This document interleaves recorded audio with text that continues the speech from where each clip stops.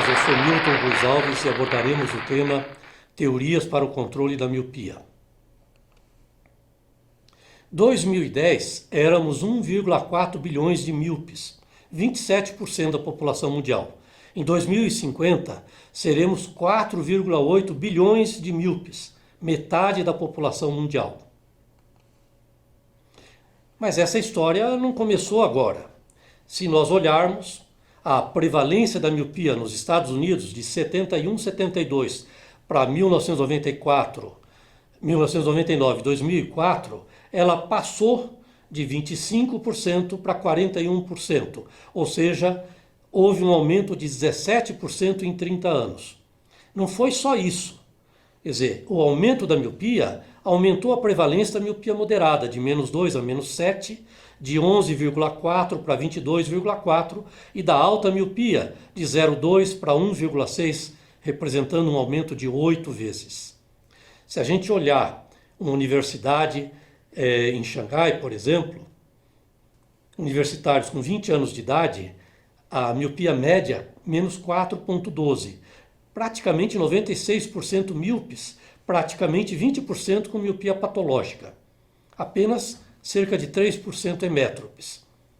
O que é que isso traz? Isso traz degeneração macular miópica, retinosquise, estafiloma, glaucoma, descolamento de retina, catarata, de tal maneira que no Japão, 12,2% da deficiência visual é já produzida pela degeneração macular miópica e é a primeira causa de cegueira monocular. Na China, Xangai também já está liderando as novas causas de cegueira. Por isso, a miopia é considerada hoje uma das 5 prioridades da Organização Mundial de Saúde. Não é para menos. A miopia patológica é uma das 3 causas mais comuns de cegueira. No entanto, nós temos aí na mídia exercícios, piscar os olhos, miopia tem cura, 6 exercícios incríveis. Então, para poder falar do controle da miopia com exercícios, eu fui fazer um levantamento. Aqui é o PubMed Central e eu coloquei lá, Bates Eye Exercise. Encontramos 670 artigos e eu selecionei esses para vocês. Antes ainda deles, é só para demonstrar o método Bates. Bates dizia que era necessária uma reeducação visual. Precisávamos abandonar os maus hábitos visuais, incluindo isso o uso dos óculos. Então, para ver de perto, segundo ele, as ações dos músculos oblíquos alongavam os olhos. E para ver de longe, as ações dos 4 retos mediais encurtam os olhos. Então, se a gente soubesse escolher exercícios adequados, nós poderíamos curar a miopia. Esse aí é o Bates. Ele foi instrutor de oftalmologia no New York Postgraduate. Ele foi um grande estudioso, tanto é que ele descobriu a adrenalina. Em 1919 ele publicou o livro Visão Perfeita Sem Óculos, expondo suas teorias contrárias à prática oftalmológica estabelecida na época. Aqui são algumas capas dos seus livros, e que ganhou também edições em outras línguas, como essa, uma edição portuguesa, Olhos Sãos, através dos exercícios oculares. Aí tem uma menina, não está com vergonha disso. Isso faz parte de um dos exercícios que se chama palming, em que você aperta uma mão contra a outra, você cria uma energia e você transferiria essa energia para os olhos, segundo Bates. Então é um conjunto de exercícios que movimentam os olhos em várias direções. E aí está um dos exercícios. Esse é outro exercício, veja, no sentido agora vertical. Esse é um outro exercício que faz praticamente esse sinal aí que vocês estão vendo que é infinito. Quando a gente faz a revisão de literatura, nós encontramos esse artigo, por exemplo, que mostra exercícios oculares tipicamente chineses, em que são utilizados os pontos de acupuntura com o objetivo de controlar o impacto, do crescimento ocular no erro de refração. Então, aí estão os exercícios, estão os locais que são então estimulados, e o resultado disso é que esses exercícios nesses pontos de acupuntura feito 2 vezes por dia, com duração de 5 minutos, tiveram um efeito protetor modesto, significa não significativo, na miopia entre estudantes chineses rurais de 6 a 17 anos. E não foi observado nenhum efeito na redução da miopia. Esse é um outro estudo chinês também, que utiliza esses exercícios oculares chineses e pretende com isso ver o impacto deles no desenvolvimento da miopia em estudantes. E o desfecho desse estudo é a progressão da miopia num período de 2 anos. Os exercícios oculares não influenciaram nem no início da miopia e muito menos na progressão. No entanto, ele chama a atenção que os alunos que realizaram exercícios de alta qualidade, entre aspas, tiveram uma progressão ligeiramente menor da miopia. Essa progressão ligeiramente menor da miopia foi 0,15 dioptrias em 2 anos. E um outro exercício que compara os efeitos dos exercícios de Bates com yoga na redução dos erros refrativos, aqui focando também em miopia. Esse estudo concluiu que abordagens não farmacológicas, aqui exercícios oculares de Bates e da yoga, não foram significativos na miopia.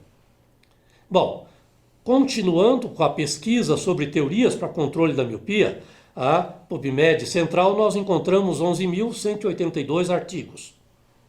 E que nós vamos classificá-los mais ou menos assim. Vamos primeiro abordar aspectos associados com intervenção primária, antes do início da miopia, focando crianças com 5, 7 anos. Aqui o foco é mais atividades externas, mais iluminação e menos uso de telas digitais. Então, quando a gente coloca idade do início da miopia, o que as evidências dizem? Olha que interessante, em 1930, a miopia começava a se manifestar em escolares com 8, 10 anos de idade. Em 1990, a miopia começou a se manifestar em escolares de 6 a 8 anos. Já em 2010, a miopia começou a se manifestar em crianças com 5, 6 anos de idade. Então, no leste asiático, a prevalência de miopia aos 5 anos de idade passou, nesse período, de 2,3% para 6,3%, com esse aumento sendo extremamente importante nos últimos 10 anos. Então, o que as evidências dizem? Qual é o nosso alvo? Para quem a gente tem que olhar para impedir que a miopia comece e depois progrida? Nós temos que olhar para as crianças em fase pré-escolar. E aqui nós estamos colocando só para alvo, não é para fazer isso é só para chamar a atenção que esse é o alvo principal. Quando a gente pergunta se existe epidemia de miopia no Brasil, e a gente veja aí, procura essa mídia escrita, nós vamos ver praticamente sempre isso. Estilo de vida com telas agrava a epidemia de miopia no Brasil. Casos de miopia aumentam sobre o alerta de que o estilo de vida das crianças possa ter uma relação com a epidemia. No entanto, eu acredito que nós estamos numa fase no Brasil em que nós podemos ainda achatar a curva. Eu até coloquei ali uma curva da pandemia, que é do coronavírus, mas para lembrar que nós ainda podemos achatar uma curva que ainda não aconteceu, esse pico tão grande que está colocado. Então eu coloquei que, diferente da China e do leste europeu, no Brasil, ainda podemos, entre aspas, achatar essa curva. Se a gente for olhar as manchetes todas dizem respeito a informações que a Organização Mundial de Saúde dá sobre epidemia de miopia no leste europeu e não no Brasil. Nós não temos essas estatísticas que dão suporte a isso. Miro 1 month delivers one of the highest levels of oxygen transmission. Available in sphere, toric and multifocal. Miro 1 month contact lenses from Menicon.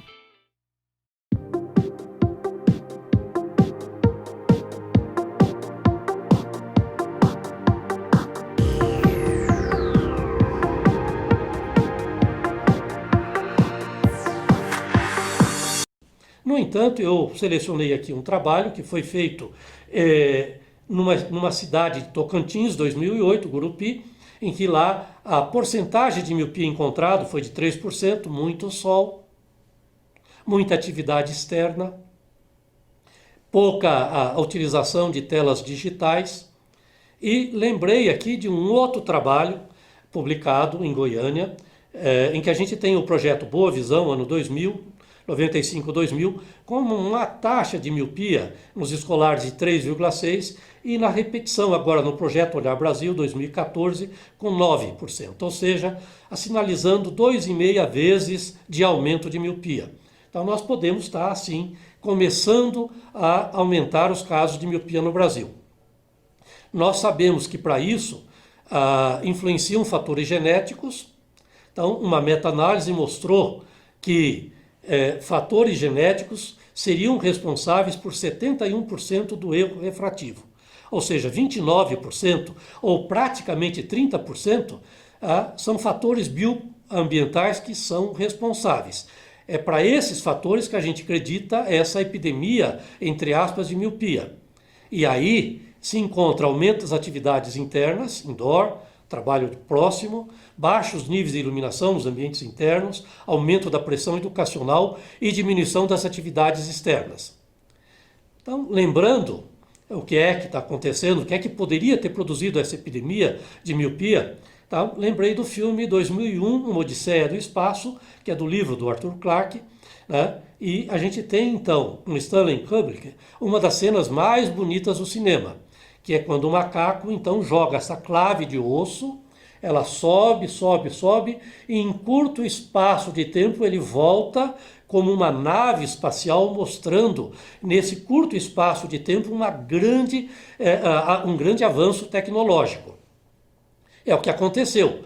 Nós saímos de 4 patas para 2 patas e ficamos aprisionados pelas telas digitais. É o que nós chamamos hoje de geração indoor, que a gente pode ver nessas figuras. O silêncio diz muito com isso. E o uso de telas digitais pode estar antecipando o início da miopia em crianças.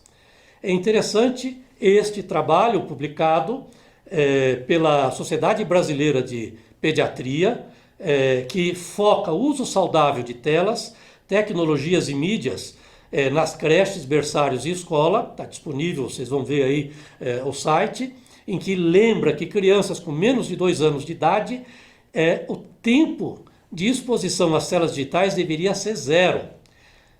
Os pediatras lembram que as interações sociais são muito mais eficazes e estimulantes para o desenvolvimento da linguagem, da inteligência, da interação social, de habilidades motoras, da capacidade de resolução de problemas e da habilidade de controle emocional.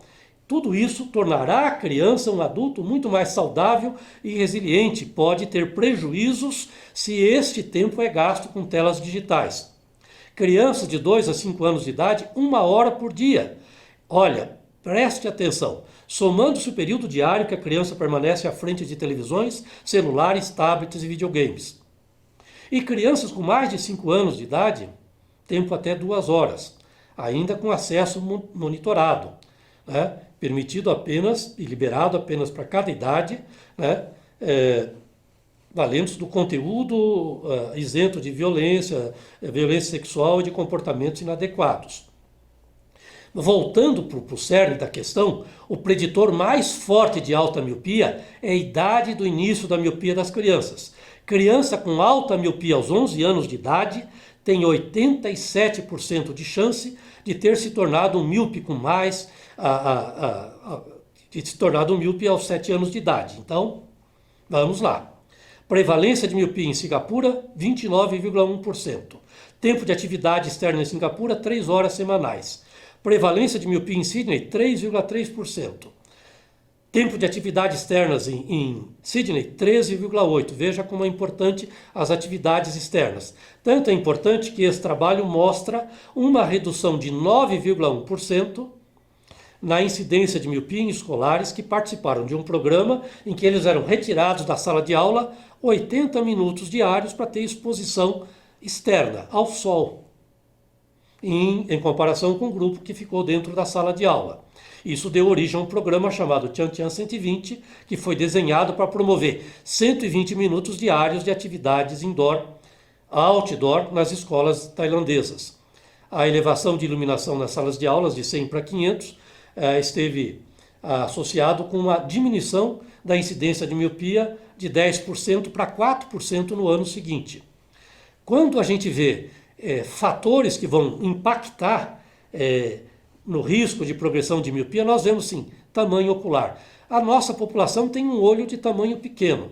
E as experiências que são publicadas com crianças do leste europeu, asiáticas, que têm um olho de tamanho maior. Nós não temos experiência nisso. A bandeira do Brasil está embaixo para dizer que o nosso olho tem um tamanho axial pequeno. É necessário ainda acumular experiência nisso. Nós não podemos simplesmente acumular a experiência dos outros, trazer para nós a experiência alheia. De qualquer maneira, há uma relação que é mais ou menos aceita de 1 milímetro por dioptria, que se modifica com a idade em relação à quantidade de miopia. Veja, criança com baixa miopia, 1 dioptria de erro, no erro refrativo de miopia, corresponderia a um aumento de 0,32 milímetros no comprimento axial. Mas quando a miopia está aumentando, o aumento de 1 dioptria vai corresponder a 0,58 milímetros de aumento do comprimento axial. Então não é um comprimento linear. Então precisa tomar cuidado quando a gente importa esses resultados dos outros.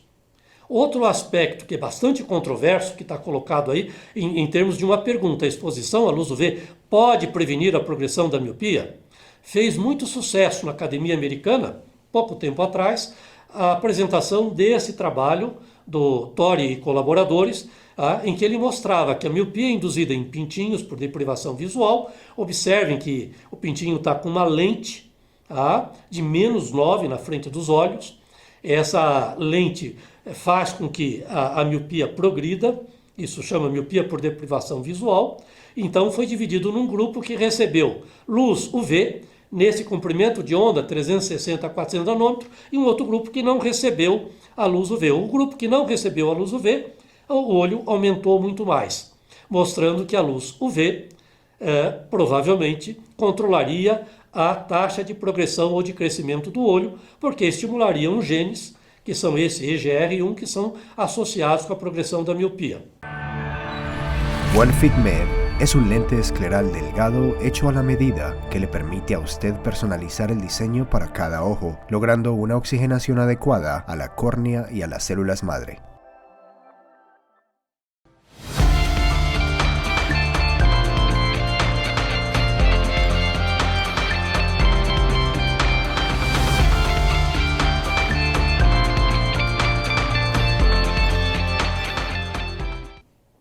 Esse trabalho também teve uma segunda parte que usou escolares de 10 a 15 anos de idade, com lente de contato, um grupo, e com óculos, lentes oftálmicas, o outro grupo, e uma parte foi exposta à radiação ultravioleta e a outra não, porque as lentes de contato e os óculos bloqueavam completamente a ultravioleta. O que verificaram é que a miopia aumentou mais no grupo que não foi exposto, que não foi exposto ao UV.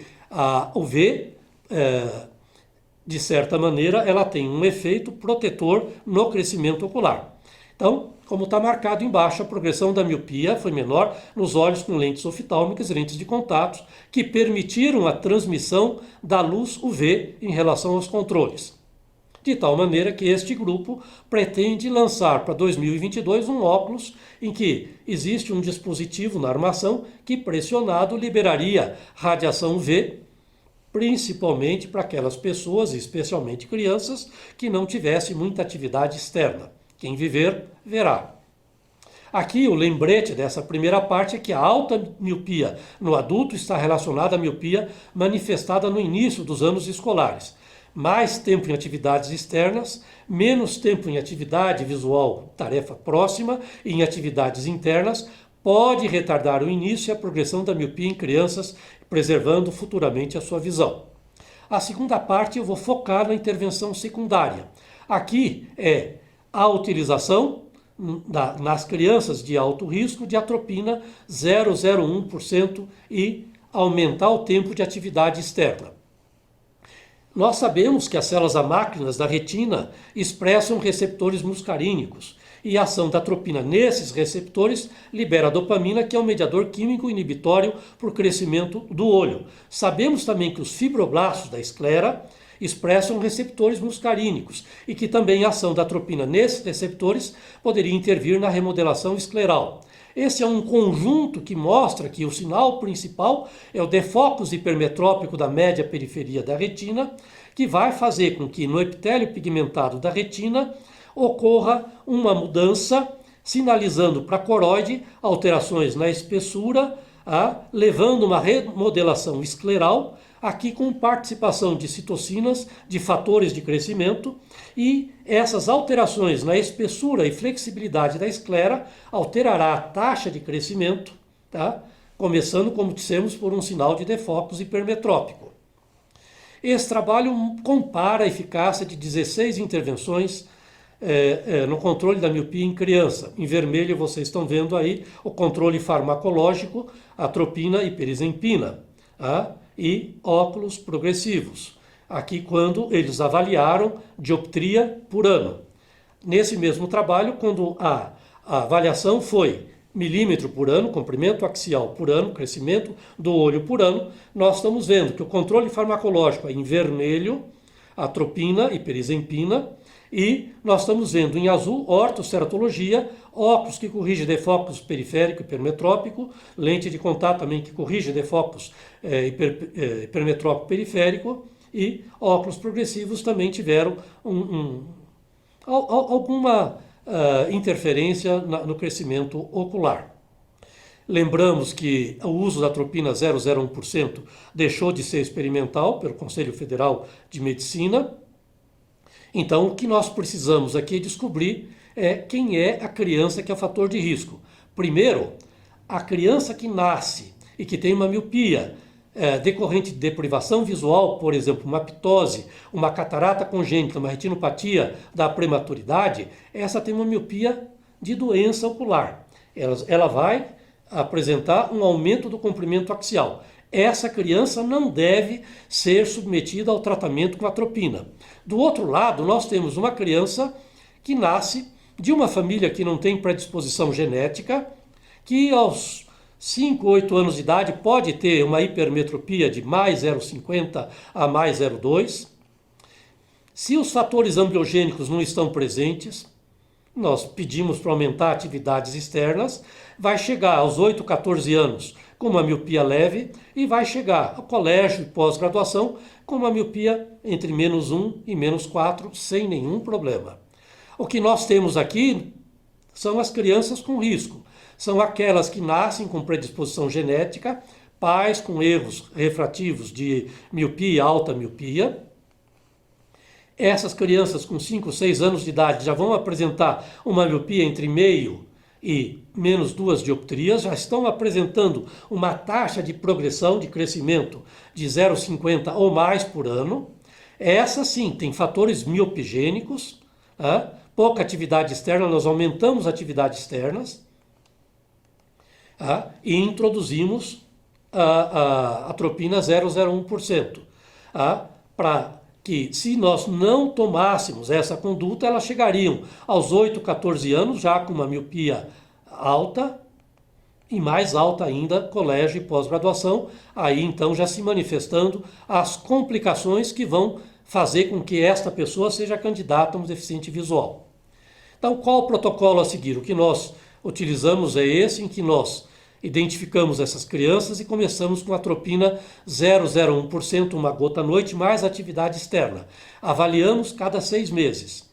Consideramos estável se a progressão é menor do que meia dioptria por ano. 2 anos estável, interrompemos o tratamento. No braço, em que a progressão continua e ainda continua sendo maior do que meia dioptria por ano, nós podemos aumentar as atividades externas. Se elas já foram aumentadas, nós temos que aumentar a concentração da atropina 0,01. Nós utilizamos a atropina 0,05%, uma gota à noite.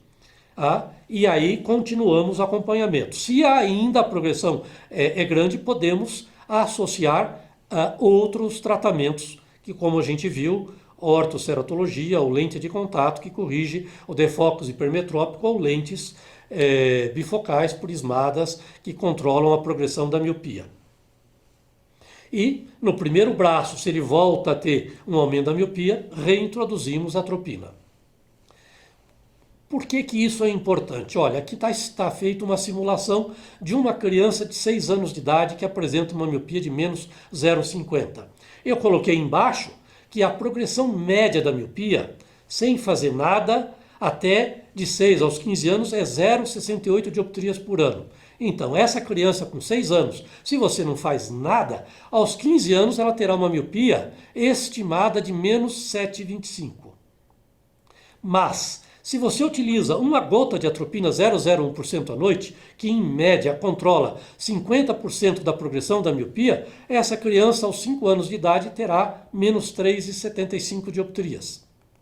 Por que isso é importante? Então estou repetindo, mostrando outra vez. Idade e miopia.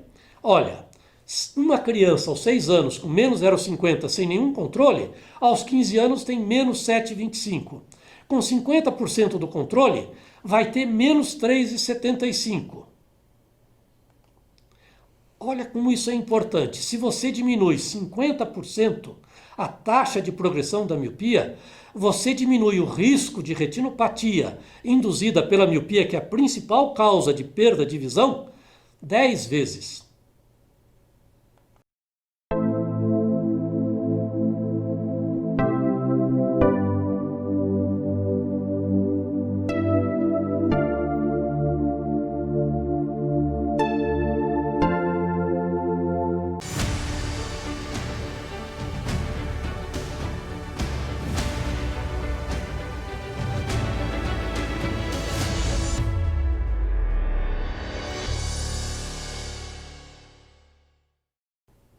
Mas não é só isso. Veja, por exemplo, olha, grau de miopia de 1 a menos 3. Risco de ter catarata 2 vezes. Glaucoma 4 vezes. Descolamento de retina 6 vezes. 3 vezes. Degeneração macular 2 vezes. Menos 3 a menos 6, olha, 3, 4, 9, 10 vezes. Acima de menos 6, catarata 5 vezes. Glaucoma 14 vezes, descolamento de retina 22 vezes e degeneração macular miópica 41 vezes a mais do que o controle sem miopia. Então temos que olhar com cuidado e temos que buscar o controle da miopia. Então qual é o lembrete aqui? Que o entendimento atual da patogênese, da etiologia da miopia, sugere a necessidade de várias intervenções para prevenir ou controlar a progressão da miopia. Em termos de custo-benefício, saúde pública, né, evidência número 1, suporta que o uso de uma gota de atropina 0,01% à noite controle 50% da progressão da miopia em crianças. Vamos agora focar a intervenção terciária. São aqueles que apresentaram miopia, a miopia está aumentando, nós não queremos que a miopia seja muito alta, seja uma miopia patológica. O foco aqui seria aumentar a rigidez escleral, crosslinking. Quais são as evidências aqui? É de que a esclera dos olhos humanos, míopes, tem parâmetros biomecânicos mais fracos do que os olhos dos não míopes, para a mesma idade. Veja que interessante, olha, esse é um estudo em que é colocado um reforço escleral, a gente pode ver na imagem da direita esse reforço escleral que chama buckling. Isso foi feito em 59 olhos, com adultos com miopia entre menos 9 e menos 22, comprimento axial 27,8 a 34,6, veja, um olho muito comprido, tá? E esse reforço escleral foi feito com um buckle de 1 centímetro de esclera de doador. Após 5 anos, os olhos tratados não apresentavam aumento do comprimento axial em relação aos controles. E as complicações foram transitórias, aumento de pressão, pequena efusão escleral, uma alteração transitória de abdução, um caso, etinosquise, que foi tratada com melhora da acuidade visual. Veja esse segundo trabalho.